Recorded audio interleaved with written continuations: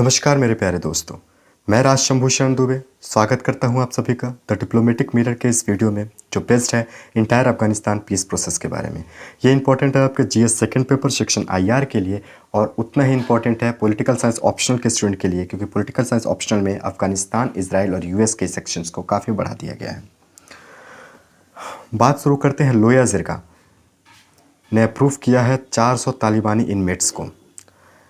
ये 400 तालिबानियों की रिहाई यूएस तालिबान पीस डील का एक हिस्सा थी, क्योंकि उस डील में तालिबान ने डिमांड की थी कि आप 400 तालिबानी जो इनमेट्स हैं उनको आप रिहा करोगे।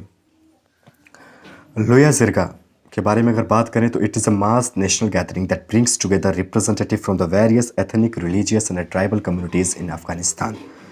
चूँकि ये डिफरेंट एथनिक, रिलीजियस और ट्राइबल कम्युनिटीज़ के रिप्रेजेंटेटिव यहाँ आते हैं, तो एक तरीके का आप ये कहें कि पूरे अफ़गानिस्तान की आवाज़ है। मेंबर ऑफ लोया जिरगा जो इसमें आए थे, उन्होंने इस डिसीज़न को in order to remove the hurdles for the start of peace talk stopping bloodshed, खून खराबे को ख़त्म करने की बात की और इस पीस टॉक में आगे बढ़ने के लिए इस फैसले का स्वागत किया है। जिस प्रकार से डिफरेंट कम्युनिटीज़ के रिप्रेजेंटेटिव इसमें आते हैं, तो एक प्रकार से आप ये कह सकते हैं कि ये जो लोया जिरगा है वो पूरे अफ़गानिस्तान की एक आवाज़ है और अफ़गानिस्तान की जो इच्छा है वो इस लोया जिरगा के माध्यम से आती है।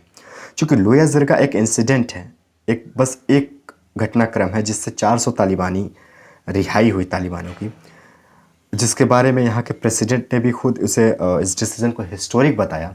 लेकिन इस पूरे प्रोसेस के बीच में ये एक प्रोसेस के अंतिम स्टेप्स में से गिने जाएंगे। इसके पहले भी कई स्टेप्स हैं वो जो पूरे के पूरे पीस टॉक में, जो पूरे के पूरे पीस प्रोसेस में इंपॉर्टेंट है और उसे समझना हमारे लिए इंपॉर्टेंट है, क्योंकि ये टॉपिक हमारे लिए लोया जिरगा इंपॉर्टेंट नहीं है बल्कि ये पूरा entire Afghan peace process important है। वी ऑल नो कि अफगान पीस प्रोसेस पूरा जो डायरेक्ट किया गया यूनाइटेड स्टेट्स के द्वारा, जो डिफरेंट स्टेप्स में है, क्योंकि 2020 में ट्रंप जो है लास्ट में जा रहे हैं अपने इलेक्शंस के लिए। ट्रंप के पास बहुत कुछ बताने के लिए नहीं है, खास करके इस कोरोना पेंडेमिक के बाद अपने लोगों के लिए। लेकिन हाँ, एक चीज़ वो बता सकते हैं कि उन्होंने अपने ट्रूप्स को अफ़गानिस्तान से बुला लिया है और अफ़गानिस्तान से उन्होंने अपने ट्रूप्स को अनस्टेबल छोड़ के अफ़गानिस्तान को नहीं बुलाया, बल्कि जो पूरा प्रोसेस है स्टेबिलिटी का उसको पूरा करते हुए अपने ट्रूप्स को बुलाया है। इस पूरे स्टेप में, पूरे प्रोसेस में पहला स्टेप जो इम्पोर्टेंट था, इन्होंने ये कहा कि जो ओबामा ने इराक के साथ किया कि इराक वार के बाद यूएस ने, ओबामा ने अपने ट्रूप्स को बुला दिए बिना वहाँ स्टेबिलिटी को मेंटेन किए, वैसा मैं अफ़गानिस्तान के साथ नहीं करूँगा और अफ़गानिस्तान में मैं स्टेबिलिटी मेंटेन करूँगा। बिकॉज जब हम इराक से ओबामा ने ट्रूप्स मंगाए तो जो वैकेंट प्लेस खाली हुआ था, जो अनस्टेबिलिटी हुई थी, जो पॉलिटिकल वैकेंसी थी वहाँ पे, उसे आईएसआईएस ने फिल कर लिया और पूरा का पूरा रीजन डिस्टर्ब हो गया और आईएसआईएस से अभी तक हम लड़ रहे हैं। वैसा हम अफ़गानिस्तान में नहीं करेंगे, क्योंकि यूएस भी कहीं ना कहीं तालिबान के इंपॉर्टेंस को समझता था। दूसरा, उन्होंने अहम स्टेप लिया 2019 के जनरल इलेक्शन के बाद। अफ़गानिस्तान में जनरल इलेक्शन उन्हें सबसे ज़्यादा बहुमत पाए गनी, ज़्यादा वोट, लेकिन अब्दुल्ला जो दूसरे नंबर पे, तो उन्होंने इस बात को नहीं माना और दोनों ने अपने आप को प्रेसिडेंट घोषित कर लिया। अब चूंकि एक देश में दो प्रेसिडेंट से तो काम चलेगा नहीं, यूएस ने उसमें इंटरवेंट किया और कहा कि आप दोनों को एक साथ आना पड़ेगा, अदरवाइज़ जो हमारे एड्स हैं आपको वो ऐड हम नहीं देंगे आपको। तो उनके मीडिएशन के बाद जो दोनों, अफगानिस्तान अब्दुल्ला दोनों ही सरकार में शामिल हुए और इस तरीके से एक डेमोक्रेटिक रूप से चुनी हुई पॉलिटिकल स्टेबिलिटी वाली गवर्नमेंट वहाँ पे फॉर्म हुई, जो लीडरशिप में थी गनी की। अब इस रीजन में, इस स्टेप के बाद अफगानिस्तान के पास एक स्टेबल डेमोक्रेटिक गवर्नमेंट है जो अफगानिस्तान के लोगों ने ही चुनी है। तो इस प्रकार से ये एक पॉजिटिव मैसेज है अफगानिस्तान के लोगों के लिए, या फिर ये कहें कि ये पूरे रीजन के लिए। अब चूंकि हमने पहले भी लेक्चर्स में अपने बात की हुई है कि आप भले ही अफगानिस्तान के शहरों में कब्जा कर लें, लेकिन अफगानिस्तान के गांव में आप कब्जा नहीं कर सकते, क्योंकि अफगानिस्तान के गांव में डीप रूट्स हैं तालिबान की। तो इस प्रकार से तालिबान, जो कि आज 350 जिलों से भी ज़्यादा को रूल कर रही है, तो ऐसी स्थिति में अफगानिस्तान के पॉलिटिक्स में तालिबान को इंक्लूड किए बिना आप पूरी स्टेबिलिटी की गुंजाइश नहीं रख सकते।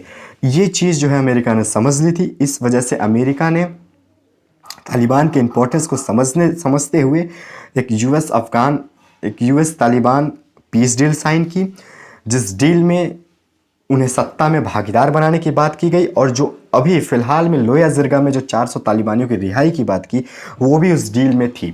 इस वजह से लोया ज़िरगा की इंपॉर्टेंस बढ़ जाती है। चूँकि एग्ज़ाम में डायरेक्ट लोया ज़िरगा से क्वेश्चन नहीं आएगा, लेकिन लोया ज़िरगा को लेकर पूरे इंटायर अफ़गानिस्तान पीस प्रोसेस के ऊपर सवाल आ सकता है। अब जो अहम बात हमारे इंडियंस के लिए है, चूँकि नई अफ़गान पॉलिसी आई यूनाइटेड स्टेट्स की लास्ट ईयर, उसमें इंडिया के रोल को काफ़ी बढ़ा दिया गया। इंडिया को इस इंटायर रीजन में सबसे इम्पॉर्टेंट कंट्री के रूप में मेंशन किया गया, और जो अफगानिस्तान में डेवलपिंग प्रोसेस है उसमें इंडिया के रोल को बढ़ा दिया गया। जो इनका चौथा और लास्ट स्टेप है, इसमें इन्होंने कहा गया कि गवर्नमेंट ऑफ इंडिया के रोल को बढ़ाया जाए, और this step was very well receive by government of India because of our interest. हमारा भी इंटरेस्ट है इस पूरे इंटायर रीजन में, due to Pakistan, due to China Pak economic corridor, due to Gwadar port, due to Chabahar port. इस पूरे reason में अफगानिस्तान में स्टेबिलिटी हमारे लिए इंपॉर्टेंट हो जाती है, क्योंकि इंडिया और अफगानिस्तान दोनों की स्ट्रॉन्ग डिप्लोमेटिक टाइज है इस रीजन में बहुत पहले से। तो चूंकि हमारी पहले से ही इस रीजन में डिप्लोमेटिक टाइज स्ट्रॉन्ग है अफगानिस्तान के पास, ऊपर से जो न्यू अफगान पॉलिसी है यूएस में, उसमें भी हमारे इंपॉर्टेंस को काफ़ी बढ़ाया गया। और चाबहार प्रोजेक्ट जो इन दोनों देशों के लिए काफ़ी इंपॉर्टेंट है, अफगानिस्तान के लिए भी जो इंडिया से इंटरलिंक करता है, और हमारे लिए भी, क्योंकि इसी पोर्ट के हम अफगानिस्तान से रोड कनेक्टिविटी पाते हैं, वापस आगे जाते हुए हम सेंट्रल एशिया और यूरोप तक रोड कनेक्टिविटी पा रहे हैं। हालांकि फ़िलहाल जब मैं लेक्चर रिकॉर्ड कर रहा हूं तो थोड़ी बहुत टेंशन है हमारे ईरान के बीच में, लेकिन होपफुली कि हम जल्दी ही इसको कवर कर पाएंगे। ये रीज़न इस समय इंडिया के लिए सबसे मोस्ट स्ट्रेटेजिक इम्पॉर्टेंट रीज़न है। इसलिए भारत के लिए ज़रूरी है कि अफ़गानिस्तान में जो डेवलपमेंट प्रोसेस हो रहे हैं, जो पीस प्रोसेस हो रहे हैं, उसमें बढ़ चढ़ कर हिस्सा ले, और अफ़गानिस्तान में स्टेबिलिटी को मेंटेन करने में जो भी मदद हो सके वो दे। क्योंकि पाकिस्तान की वजह से जो हम कई सारी समस्याओं से जूझ रहे हैं, पाकिस्तान की वजह से हमारी इंटरनल सिक्योरिटी इफेक्टेड है, क्रॉस बॉर्डर टेररिज्म की वजह से हम डिस्टर्ब हैं, और ख़ास करके जो चाइना पाक इकोनॉमिक कॉरिडोर बन रहा उसकी वजह से, जो ग्वादर पोर्ट पे मजबूती के साथ चाइना अपने प्रोजेक्ट को कर रहा है, उसकी वजह से हमें ये जो ट्रायो है अफ़गानिस्तान पाकिस्तान इंडिया का, इसमें कोई बहुत ज़्यादा पीस तो हमें नहीं देखने को मिला, ना ही मिलने की संभावना है। इसलिए हमें ज़रूरत है अफ़गानिस्तान के साथ हमारे संबंधों को और स्ट्रॉन्ग करने की, और चाबहार पोर्ट पे और तरीके से काम करने की, ताकि हम पाकिस्तान के इफेक्ट को ज़्यादा से ज़्यादा कम कर पाएँ।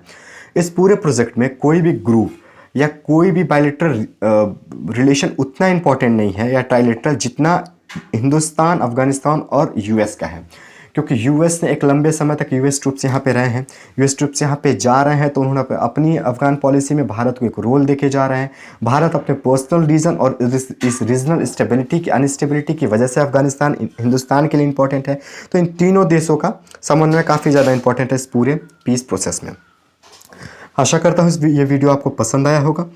अगर ये वीडियो आपको पसंद आया तो अपने दोस्तों के साथ शेयर कीजिए, इसे लाइक कीजिए, और अगर अभी तक आपने द डिप्लोमेटिक मिरर को सब्सक्राइब नहीं किया है तो हमारे चैनल को सब्सक्राइब कीजिए, बेल आइकॉन को क्लिक कीजिए ताकि हमारे लेटेस्ट वीडियो के अपडेट आप तक पहुंच सकें।